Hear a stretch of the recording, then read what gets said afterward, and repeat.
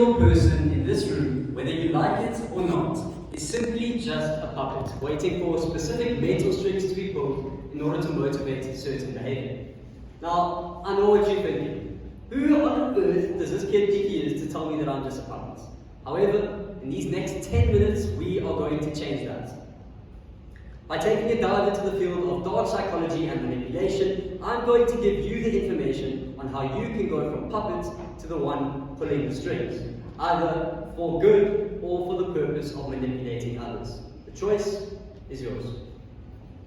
Now, one thing you should know about me is that I've always been fascinated by human psychology and behavioral science, which is simply understood as the study of human behavior and its associated motives.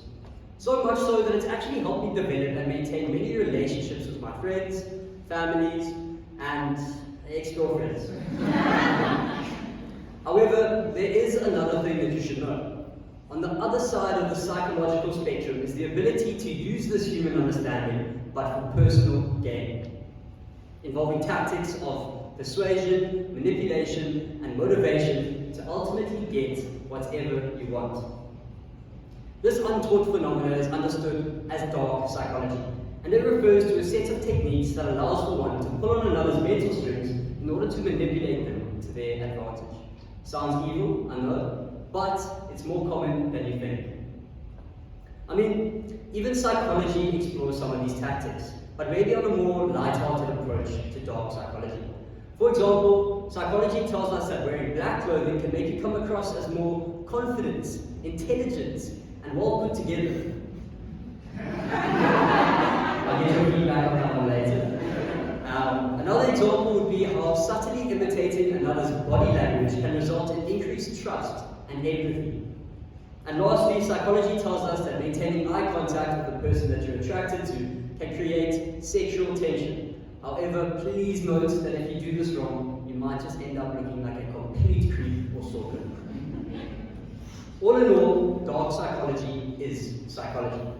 However, the difference between them is that one is the study of human behavior, whilst the other refers to the tactics used to manipulate this human behavior. Now, dark psychology it's many things, but here's what it is not. Dark psychology is not hypnosis, which refers to a set of strategically placed commands used to bewilder people in order to gain some control over them. It is also not neuro-linguistic programming, which can be understood as the use of secret combinations of words to alter another's moods and feelings. Dark psychology is also not brainwashing or psychopathy. However, many manipulators are seen to have psychopathic traits, but we'll be exploring that a bit later. Dark psychology is, however, a topic that fascinates countless people, many of which will generally fall into one of two categories. Firstly, those who study dark psychology in order to avoid being manipulated. And secondly, the ones who study dark psychology so that they can be the ones doing the manipulating. Now, regardless of what category you fall into, a thorough understanding of both perspectives is required in order to indulge into this topic. With that being said, you would have to be a rather malicious individual if you wanted to manipulate others for the purpose of their downfall. Now, funny enough, while I was studying the variety of personality types in my undergraduate degree, I came across a rather disturbing set of personal characteristics. This one specific study read the dark triad personality traits and their behaviors within society. At first I thought to myself, what on earth is this bullshit? It sounds like a complete conspiracy theory, but I indulged anyway. It spoke on the interconnectivity of three personality types, namely narcissism, Machiavellianism, and psychopathy. This was where I first came across the term dark psychology. It turns out, as I mentioned before, that if you were studying dark psychology in order to manipulate others, then you are more likely than not to possess one, if not all three of these personality traits. So let me break them down for you. First, we have narcissism. I'm sure you, just like me, have come across someone in your lifetime that fits perfectly into this category. But for those of you who are fortunate enough to have been spared, here is the description. Narcissism is a range of personality traits that points to a person's inflated sense of self-importance. People with a high degree of narcissistic traits tend to be arrogant and often put on this facade of superiority. Next, Machiavellianism. This refers to a person's intellectual and moral capacity for exploitation. You see, people high in Machiavellianism have very flexible moral principles, if any, and are die-hard utilitarians who believe in achieving their goals no matter the cost, even if people get hurt along the way. And lastly, psychopathy. This refers to the behavioral and emotional aspects of being an untrustworthy person. People high in this trait have sharp tempers, a tendency towards risky behavior, and a generally low or even non-existent sense of empathy. My advice to you is to be skeptical and reserved around these people, as their motives are not always what they may seem. So, it's all fun and games to know who to look out for, but what's even more useful is the knowledge of how dark psychology and its tactics can be used every day, and ultimately how they may be avoided.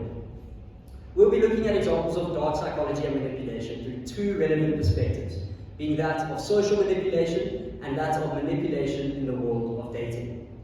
It's important to note that the tactics that I'm about to describe to you can be seen in almost any realm of interaction, whether it be within the workplace, with friends and family, or simply in any day-to-day interaction.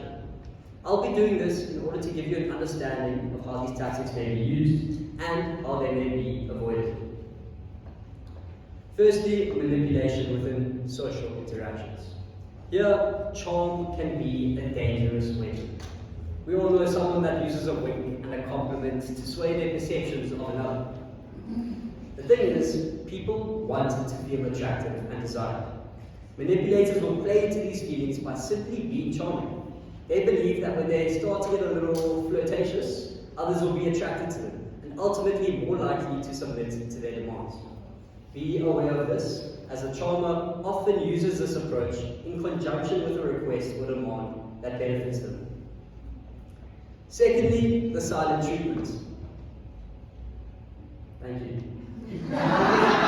Silence is a surprisingly effective manipulation and negotiation tool.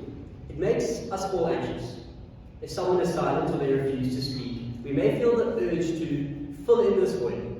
Manipulators will often use this tactic in conversation where their silence encourages the other parties to overshare details on a specific topic or event. And lastly, self-abasement.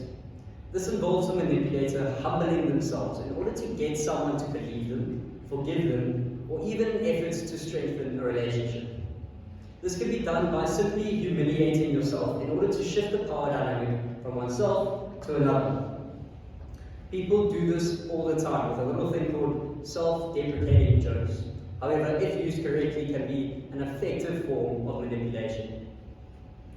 Now moving on to dark psychology and manipulation within the world of dating. Up first, we have the notorious tactic of love bombing. Those that one now. This is a form of psychological manipulation in which an individual deliberately uses flattery, gifts, and attention to gain control over another person. This excessive amount of affection is typically displayed early on in a relationship, as it creates an intense bond between the two.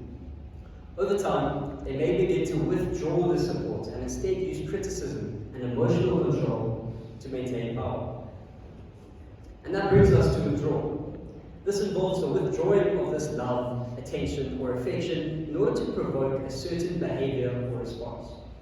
Withdrawal can be an incredibly powerful tool, as it taps into our deeply rooted need for approval. When we cut off from this approval, however, it can cause us a great deal of distress, which can often be enough to motivate a change in behavior. And last but not least, gaslighting. Go see. This is another trick where the manipulator will create a false narrative through lies, ultimately making you question your own judgment. Gaslighting usually starts gradually, by making small changes to another's perceptions and understandings. However, the ultimate aim is to create confusion and doubt in another's mind so that they second guess themselves. Now, alongside countless other examples used by the advertising industry, politicians, serial killers, as well as everyday civilians. These are just a few of the most relevant methods in which dark psychology and manipulation can be used in society. So at the end of the day, dark psychology can be both an asset and a liability. It all depends on how you choose to wield it. The choice is not yours to make. Despite if you use these tactics or not, simply being aware of them is enough for you to avoid being manipulated. So, congratulations to you all for becoming the puppet master. Not in the context of pulling anyone else's strings, but in the context of controlling your own. Thank you.